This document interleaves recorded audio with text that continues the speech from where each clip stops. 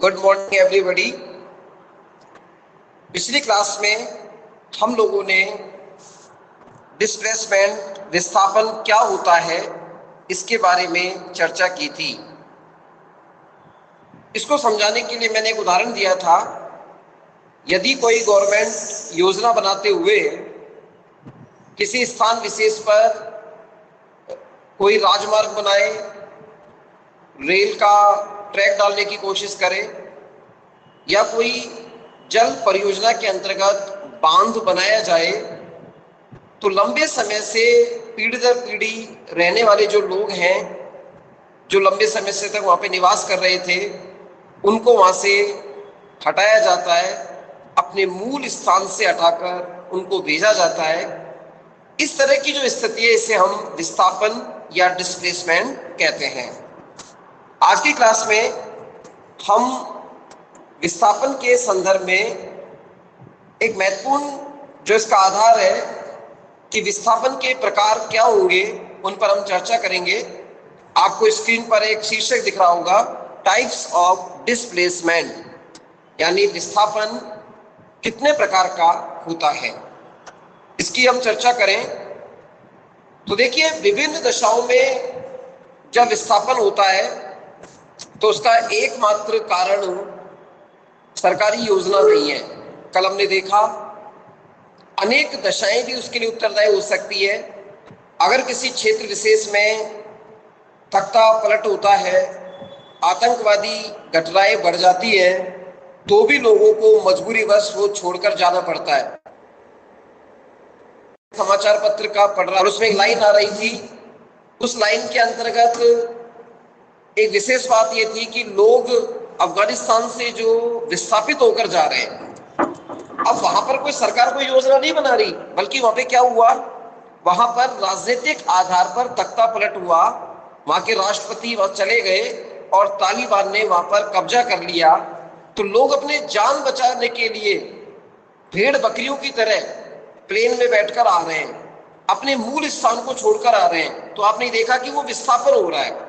ये विस्थापन ना प्राकृतिक है, ये विस्थापन ना आर्थिक है, ये विस्थापन ना किसी योजना के अंतर्गत है, बल्कि ये राजनीतिक प्रदूषण की वजह से विस्थापन हो रहा है। आप वर्तमान स्थिति के अनुसार इसको समझ सकते हैं। तो विस्थापन में कभी बाढ़ आती है, आर्थिक उतार चढ़ाव, मंदी आती है, कोई स्वास्थ्य के दृष्टिकोण से महामारी आती है, तो लोग एक स्थान से दूसरे स्थान पर जाकर बसने के लिए विवश हो जाते हैं। ऐसी स्थिति में जब कोई आतंकवादी घटना घटित हो और उस घटना के संदर्भ में विशेष समुदाय के लोगों को अपना घर संपत्ति छोड़कर दूसरे स्थानों पर जाने के लिए विवश होना पड़ता है, वहां युद्ध की दशाओं में सीमावर्ती क्षेत्र के गांव खाली करवा लिए जाते हैं और ऐसी स्थिति में वहां पर विस्थापन होता है। एक उदाहरण देना चाहूंगा। भारत के अंदर अब तो वो स्थितियां नहीं है, लेकिन जब पहले जम्मू कश्मीर के बॉर्डर पर बमबारी वगैरह होती थी, पाकिस्तानी रेंजर्स के द्वारा बारूद डाली जाती थी, ग्रेनेड दागे जाते थे, तो सरकार एहतियात के तौर पर सीमावर्ती क्षेत्र के जो लोग हैं उनसे अपील करती थी कि भाई आप लोग अपने गांव को छोड़कर चले जाइए, रात बिरात हम कब तक आपके साथ रहेंगे, कोई बम आपके गिरेगा और आपका पूरा परिवार नष्ट हो जाएगा। यही कारण है घाटी के अधिकांश लोग अपने मूल स्थान, अपने गांव को छोड़कर इधर उधर भारत के हिस्सों में बसने लगे। कश्मीरी पंडितों का विस्थापन इसका सबसे बड़ा उदाहरण हो सकता है। ठीक इसी प्रकार विस्थापन होने का एक प्रकार ये भी है कि जब बड़े बड़े बांध, कारखानों की स्थापना की जाती है, सड़क, नहरों का निर्माण किया जाता है, तो काफी लोग अपने परंपरागत निवास स्थान से वंचित होते हैं, उन्हें छोड़ना पड़ता है। इन्हीं कारणों के माध्यम से हम समझेंगे कि विस्थापन कैसा है। तो पहला बिंदु है इसका नेचुरल डिस्प्लेसमेंट, प्राकृतिक विस्थापन किसे कहते हैं। देखिए, यह विस्थापन का सबसे प्रारंभिक और सार्वभौमिक रूप है। मतलब यूनिवर्सल स्टेज पर नेचुरल डिस्प्लेसमेंट होता ही रहता है, ये सामान्य घटना के रूप में देखा जाता है। हम यदा कदा सुनते हैं कि सभ्यता के आरंभिक समय के समय जब कोई बाढ़ आ गई, अकाल पड़ गया, भूकंप आ गया, महामारी आ गई, या फिर ज्वालामुखी फटने से भूस्खलन होने की वजह से संकट पैदा हो जाता है, तो एक बड़ी संख्या में लोग अपने मूल स्थानों को छोड़कर विस्थापित होने लगते हैं। जिन क्षेत्रों में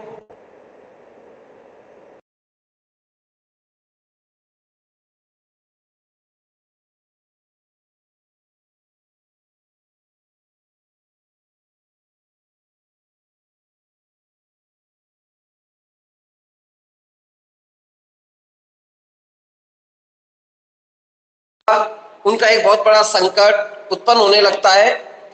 वहां के निवासी बड़ी विचित्र स्थिति से गुजरते हैं। सबसे पहले प्रकृति का जो त्रास है वो झेलना पड़ रहा है, ऊपर से उनके कमाने खाने के जो संसाधन है वो समाप्त हो गए। भारत के अंदर आप देखते हैं कि उत्तरांचल में गढ़वाल क्षेत्र, मध्य प्रदेश के जबलपुर क्षेत्र, गुजरात में कच्छ और भुज क्षेत्र और लातूर में जब भूकंप आया, जान माल की हानि हुई तो पूरी तरह विस्थापित हो गए। इसी तरह हम आए दिन सुनते रहते हैं, जब बारिश का सीजन आता है हमारे बिहार में, उड़ीसा में बाढ़ आती है और उस बाढ़ की वजह से लोग सुरक्षित स्थानों पर जाते हैं और वो विस्थापन की इस प्रक्रिया में सहभागी होते हैं। ठीक इसी प्रकार सुनामी, समुद्री तूफान, विशेष प्रकार के चक्रवात जब आने लगते हैं तो लाखों जो मछुआरे हैं जो सीमावर्ती क्षेत्रों पर मछली पकड़ने का कार्य कर रहे हैं, कुछ ऐसे लोग जो नाव के माध्यम से अपना सामान लाने ले जाने का काम करते हैं, उनको कुछ समय के लिए वो क्षेत्र छोड़ना पड़ता है। भले ही वो ऐसे ही तौर पर विस्थापित हों, उन्हें जाना पड़ेगा और उस त्रासदी का सामना करना पड़ता है। और जब अकाल पड़ता है तो ये स्थिति बड़ी दयनीय हो जाती है। तो चाहे अकाल पड़े, भूकंप आए, भूस्खलन, जमीन फट जाए, बादल फट जाए, केदारनाथ जैसी विभीषिका हो जाए, ज्वालामुखी आ जाए, कोई विशेष प्रकार का प्राकृतिक त्रासदी का समय आ जाए, लोगों को ऐसी स्थिति में अपना स्थान, गांव छोड़कर जाना पड़ता है। इसे हम प्राकृतिक विस्थापन कहेंगे। अब सेकंड आता है औद्योगिक विस्थापन, इंडस्ट्रियल डिस्प्लेसमेंट। यह विस्थापन का वह स्वरूप है जिसका एकमात्र कारण आर्थिक स्थिति है। आर्थिक कारण से यह पैदा होता है। एक विशेष अवधि में जब आर्थिक मंदी का दौर शुरू होता है, उद्योग धंधे हानि देने लगते हैं, कारखाने बंद होने लगते हैं, तो बेरोजगार श्रमिकों को अपनी आजीविका प्राप्ति के लिए दूसरे स्थानों पर जाना पड़ता है। मैं यहाँ एग्जांपल देना चाहूंगा। अभी हाल ही में जब भारत के अंदर कोविड-19 महामारी का प्रभाव पड़ा, पहली लहर और दूसरी लहर में, आपने टेलीविजन पे देखा होगा लाखों श्रमिक जो उद्योग धंधों की तलाश में हैदराबाद, अहमदाबाद, जयपुर, दिल्ली, कलकत्ता में थे, वो लोग अपने घरों की ओर गए, विस्थापित होने लगे। उनको कोई संसाधन नहीं मिले तो पैदल ही चलने लगे। मतलब ऐसे उदाहरण भी देखे जाते हैं कि लोगों ने 200-200 किलोमीटर की यात्राएं की है। ऐसे उदाहरण देखे गए कि बच्चे भूख से बिलख रहे हैं, कई लोगों को अर्थी को कंधा देने वाले नहीं मिले।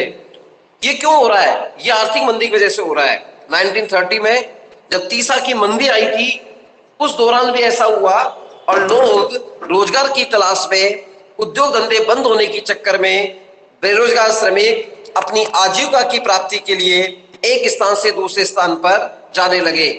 ये जो आधार बना, इसे हम औद्योगिक विस्थापन का स्वरूप कहेंगे। इसे हम औद्योगिक विस्थापन के रूप में समझ सकते हैं। देखिए, यहां महत्वपूर्ण चीज क्या है? प्राकृतिक विस्थापन जब होता है तो प्राकृतिक विस्थापन के पीछे कारण जो होते हैं उनके लिए हम प्रकृति को दोष देते हैं, मगर जो आर्थिक विस्थापन है इसके पीछे मुख्य कारण मंदी का होता है। उत्पादन का अधिक होना, हड़ताल होना, राज्य पर संकट के बादल छाना, इससे रोजगार का तहस नहस हो जाना, ये कुछ ऐसी स्थितियां बनती है जो किसी न किसी रूप में विस्थापन को एक विशेष प्रकार की स्थिति में ले आती है। इस तरह औद्योगिक विस्थापन जो होता है उसका स्वरूप देखा जाता है।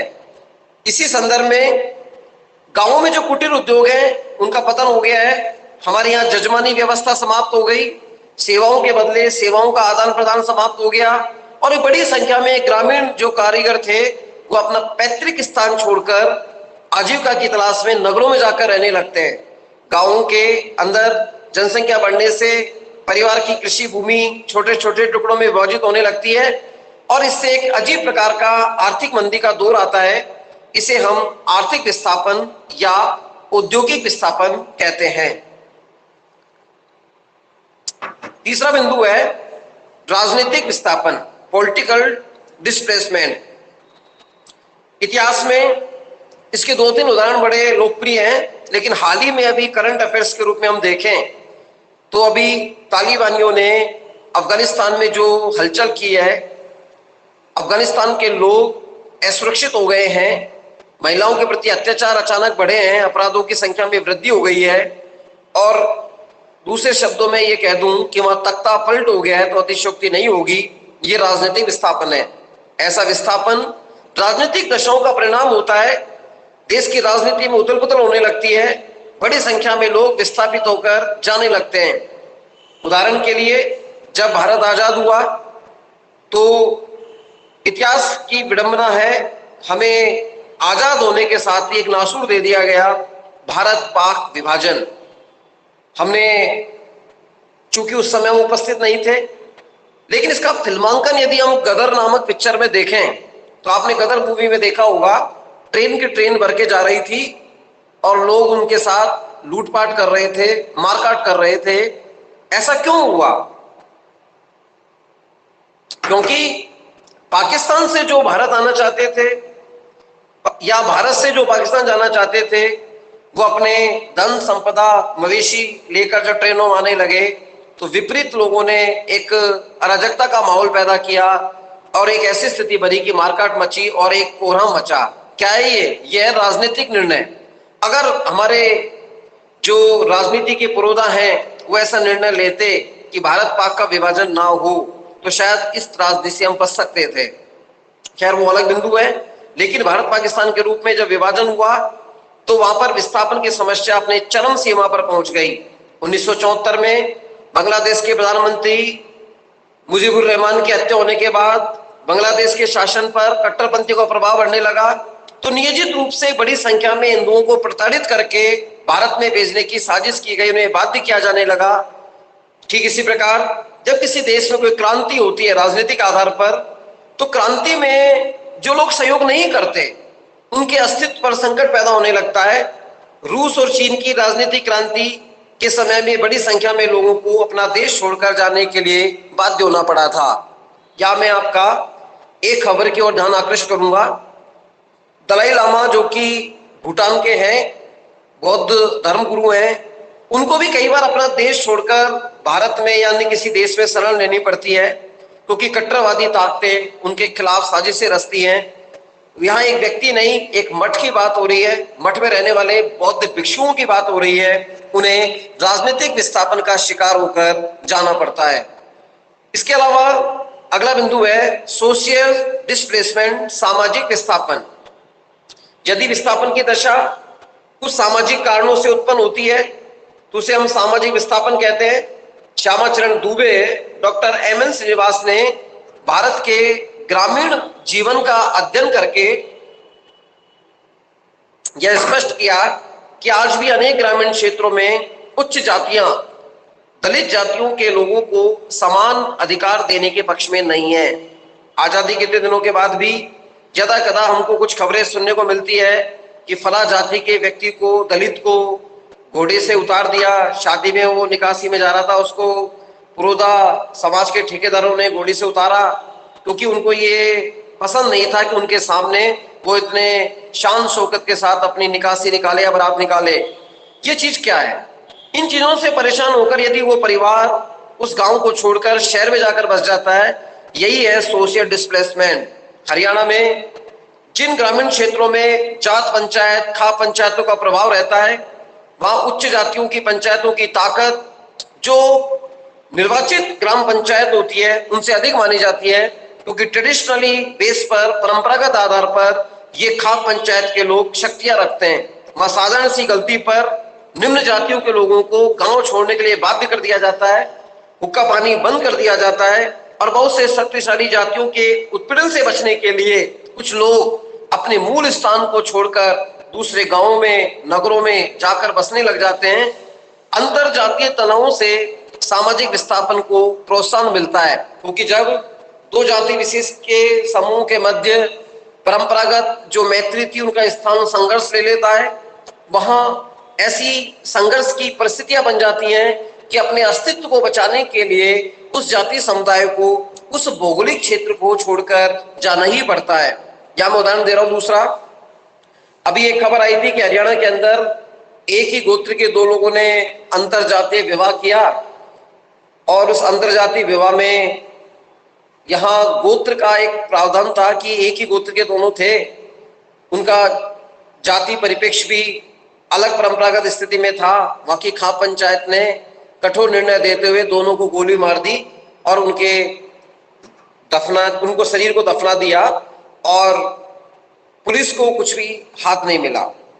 अब ये घटना ऐसी है जो हमारे उस बीभत्स रूप को बता रही है कि राजनीतिक विस्थापन की स्थिति में लोगों को कितना सामना करना पड़ता है।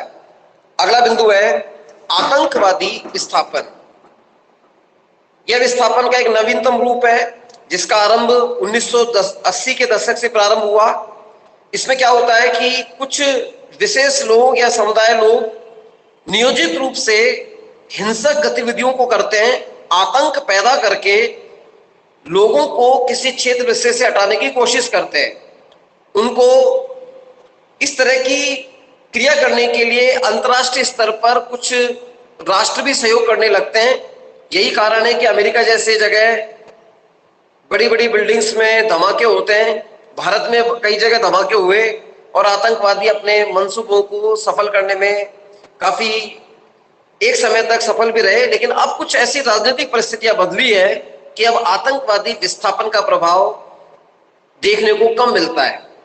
मैं ये नहीं कह रहा कि ये समाप्त हो गया, मगर इसकी आवृत्ति में थोड़ी कमी आई है। जब ज्यादा आतंकवादी माहौल बनता है, बार बार विस्फोट होते हैं, किडनैपिंग्स होती है, लोगों के जान माल की हानि होती है, स्लेपर्स लोग प्रयोग करते हैं, नशे का प्रभाव बढ़ाया जाता है, तो ये सब आतंकवादी विस्थापन से प्रभावित होकर लोग उस क्षेत्र विशेष को छोड़ देते हैं। ऐसे विस्थापन का एक स्पष्ट रूप कुछ समय पहले पंजाब और जम्मू कश्मीर में देखने को मिलता था। पंजाब में जिस समय पाकिस्तान द्वारा समर्पित खालिस्तान आंदोलन अपनी चरम सीमा पर था, तब वहां एक अलग प्रदेश खालिस्तान बनाने की मांग उठने लगी। आतंकवादी संगठनों ने अपनी एक समानांतर सरकार बना ली। इसका विरोध करने वाले व्यक्ति को अपने घर और संपत्ति से हाथ धोना पड़ा। विस्थापित होने के लिए उनको विवश किया गया। और कश्मीर में तो आप सभी जानते हैं कि नियोजित रूप से आतंकवादी संगठन हिंदुओं को इतना भयभीत कर देते हैं कि पिछले 25 वर्षों में कश्मीरी हिंदुओं की संख्या, जो लगभग 75% आबादी थी, दूसरे देश स्थानों पर हिस्सों में पलायन कर गई है। मतलब वहां से माइग्रेट हुआ है। और विस्थापन इसलिए हुआ क्योंकि विस्थापन की दशा के पीछे वहां का माहौल था, वहां की आबो हवा में हिंसा घुल रही थी।